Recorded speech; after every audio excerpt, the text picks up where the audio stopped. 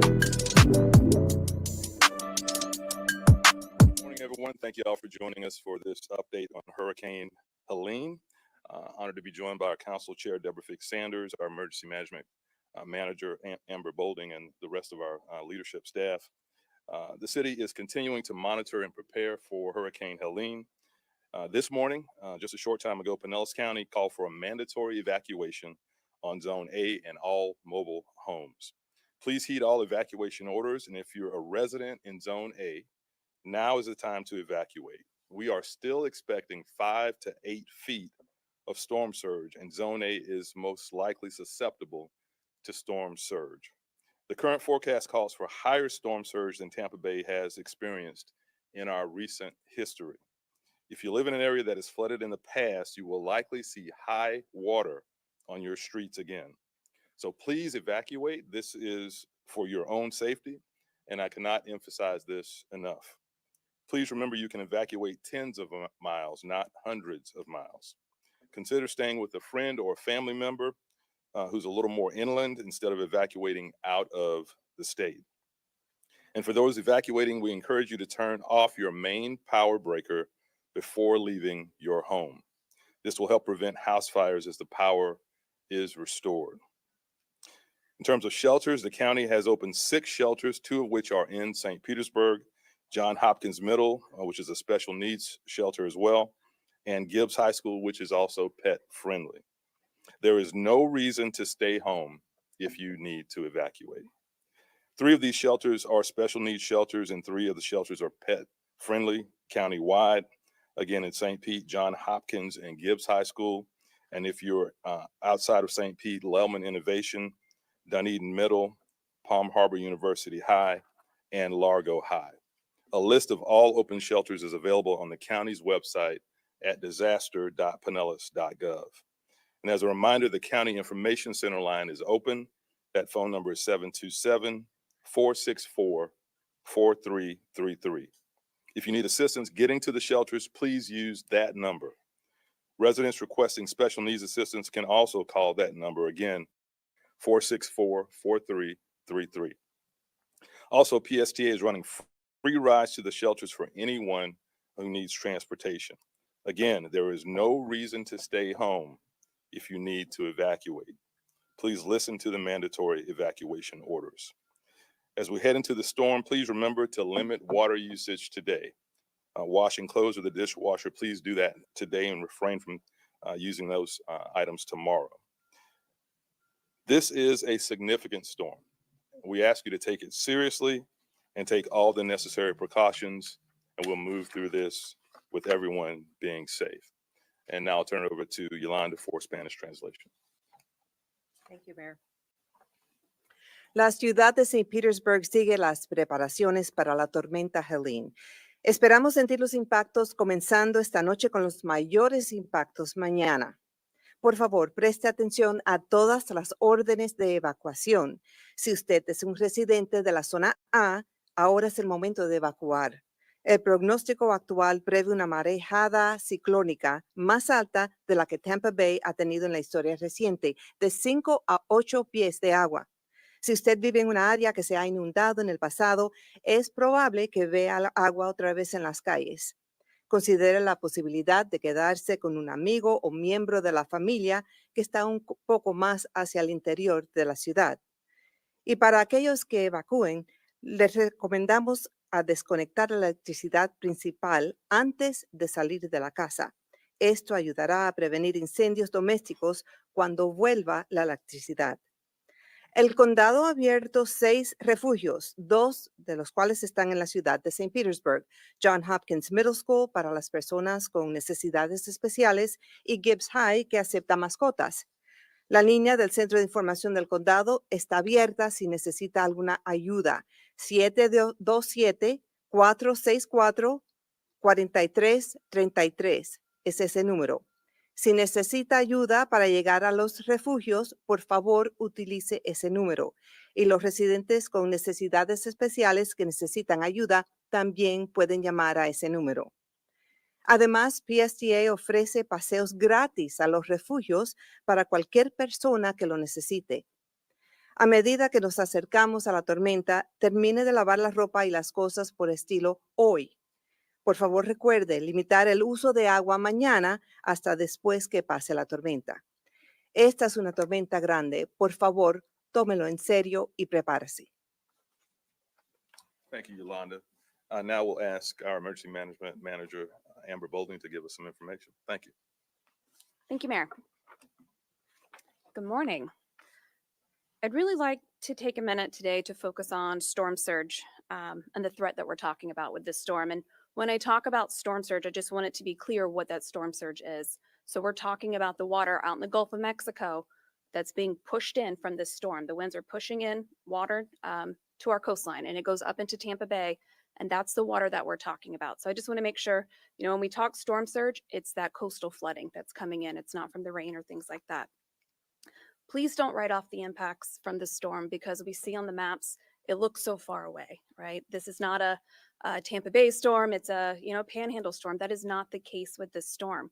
It is a very large storm. If you look at it on the satellite, it's, 200, 250 miles east from the center of the eye of Helene. That's a really large storm, and it's a very fast moving storm when it comes by Tampa Bay. So it really couples together to really create that wall of water and that storm surge. That's why our forecast is so high when we look at the 5 to 8 feet. It's easy to look at that and say, well, I've been through Idalia. I went through Ada. It was bad. It wasn't that bad. No two storms are alike. So please take this storm seriously. Understand the impacts from that storm. Don't just focus on the cone. We are outside of the cone. The cone is simply where the eye of that storm is likely to travel. Impacts, again, are well to the east of that storm, and we are well within the path of the surge. So please, please, please take that seriously. A note on Hurricane Idalia last year. No two storms are the same, but we can always learn from those storms. If your house flooded during Idalia, or you were close to flooding during Idalia, this is a storm that you have to watch. We have higher storm surge expected. To give you an idea, with Hurricane Idalia, we saw just under 4 feet of storm surge. We're expecting 5 to 8. All right, so just to put it into perspective for you, if you flooded during Idalia, you have to watch this storm. Everyone in a level A is being ordered to evacuate. Everyone should go, but especially if you flooded during those other times, you must take this serious.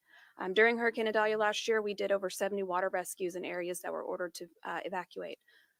We don't want to have to do that. That's for your safety of you and your family, and it's for the safety of our responders who are having to go out in these conditions to help bring people in.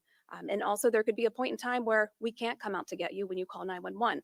We're expecting tropical storm conditions here in the Bay Area. When winds reach a certain miles per hour range, we can't safely come out anymore. So there could be an opportunity or a point in time when you call 911 and we can't respond. We'll have to wait till those winds come down. So again, learn from what we've seen in the past. If you're ordered to evacuate, please go.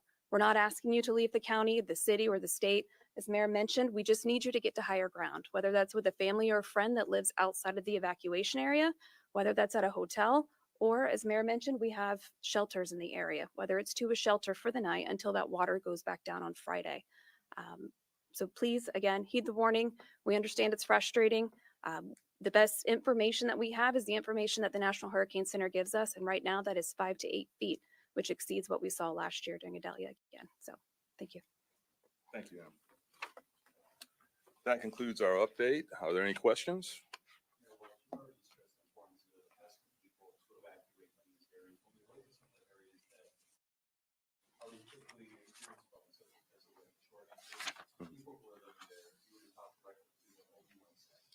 Well, we've had many conversations with folks in those low-lying areas over my term and before that. They need to take this one seriously. And, part of the compact of living in Florida is being ready to evacuate if you live in one of those low-lying areas and a storm is approaching. As Amber said, this is probably going to have more impact than Idalia did. And so folks need to listen. Today is the day to go ahead and make those moves onto higher ground. Can you touch on just how much rain we've seen? We've talked about it over the past month or two. The ground is so saturated already, concerned going into this one. It is a concern. I was happy to see Claude Tankersley come in. So Claude, I'm going to come and ask you to talk about saturation. It's something that we keep a close watch on, but 5 to 8 feet of surge really answers that question for you. Come on, Claude. Thank you, Mayor. Claude Tankersley, Public Works Administrator. So yes, when we get a lot of rain, our ground becomes saturated. There's two ways for rainwater to go away. One is to be percolate into the ground and the other is to run off. When there's no more ground to percolate into, then all of that water runs off. And we do know that our grounds are still saturated from all the rain we've received. Thank Any you. other questions? I did want to recognize, acknowledge our county, city team. That's the first time I've done that in a long time. But Ed Montanari, council member, is here. Jeff Baker from Duke, as part of our executive policy group. Thank you for being here. And also Nikki Gaskin, Capar from Urban League. Thank you for being here. Other questions? Mayor, I have a question. In Yes. terms of recovery, how can we as nonprofit leaders help with the disaster recovery piece and maybe some of the recovery centers? I know that you're not babysitting one in the past, but let us know how we can help. We'll do that, and I'll ask our chief of staff to connect with you on that. Thank you. How do you evacuate the marina? There's law enforcement go out there and make people leave. How does that? I'm going to ask our city development administrator, James Corbett, to speak to that.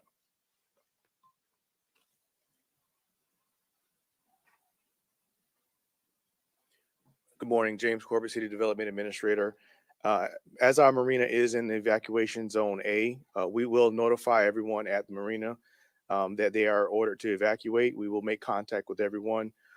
Because for safety reasons in a storm surge, we have to cut power to the marina, but we do not force individuals to leave the marina. It is obviously in their best interest, and as Amber mentioned, for their safety and the safety of our first responders, that they evacuate, but we do not forcibly require anyone to remove themselves from the marina. And also, I know the high-rise cranes are on windmill mode or Weather vane mode. weather vane mode. Yeah, I like that term. How do we ensure that that's taken care of? So our building inspectors yesterday and today are going around to all of our sites to ensure that there are no windblown debris issues, as well as ensuring that the cranes are placed in weather vane mode. And basically what that means, it allows the crane to move with the wind as opposed to resist the wind. So if you see a crane spinning in the wind, it's doing what it's supposed to do. Sorry to keep asking questions. Can anyone tell me what the process is for ensuring that our homeless residents have a place to go? I know we've been working with, come on up, Rob. Amy Foster is probably in the field working on that right now. Rob Gertis, our administrator. Good morning, Rob Gertis, City Administrator. First of all, I just want to say to all the residents of St. Petersburg that we hear your concerns. Over the last 5 years or so, we've had multiple flood events that have impacted safety and property, and we understand your concerns, and we're here to support you, and we're working diligently to help you, and we want you to know that. Related to our unhoused population, we've had our social service teams out, our PATH police officer teams out, notifying them of shelter capacity. Our transportation department has worked with PSTA to ensure safe and free rides for the unhoused to shelter. So we're working on that aggressively. We don't want anybody to be left out in the storm. Any other questions? Okay, thank you all so much.